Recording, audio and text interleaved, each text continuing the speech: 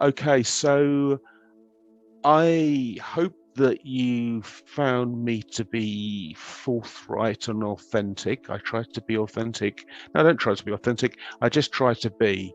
Um, and at 50, I've got through the point in life where, as a man, I'm most at risk of suicide because we're killing ourselves at a higher and higher rate.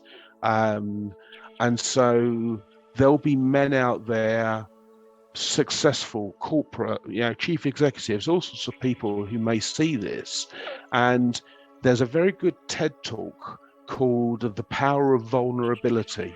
And the tag toxic masculinity is too pejorative at this stage, but I think we can all see as men that we've lived our lives a certain way. We have been allowed to get away with things in a way that women feel that they're not allowed to get away with things. And so, whereas imposter syndrome, I think, is probably more keenly felt by women, I think as many men suffer with it. So for me, it's relationships, but anything else in life, I am always up for it. So what I'd say to any man watching is watch that TED talk, The Power of Vulnerability, and then the easiest way to discover what your own limitations might be is to ask yourself, and Sherine has asked me these questions throughout, but to ask yourself, okay, well, if that, then what?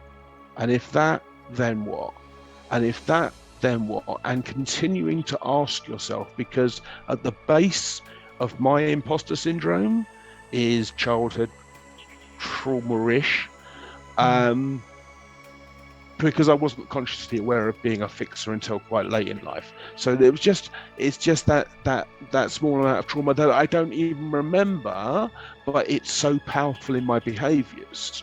So if you're living your life and there's a part of it that's not working out, or you're running up against a brick wall, or something is going wrong, consider that imposter syndrome might be at the root of your behavior, because you might be an alcoholic, a drug addict, you might be abusing things, you might be walking around angry all the time, you might be self-sabotaging. All these things are elements of life which we are able to change, as I've sort of explained how I've changed through this interview.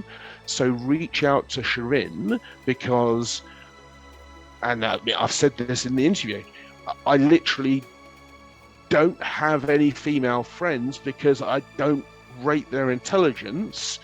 And Sherine is a great friend and collaborator in Potency World, specifically because her brain is so amazing. So, top notch, and I value you, Sherine, very greatly. And any man who has any doubts about the safety of exposing our soft underbelly, Sherine is a expert, clever.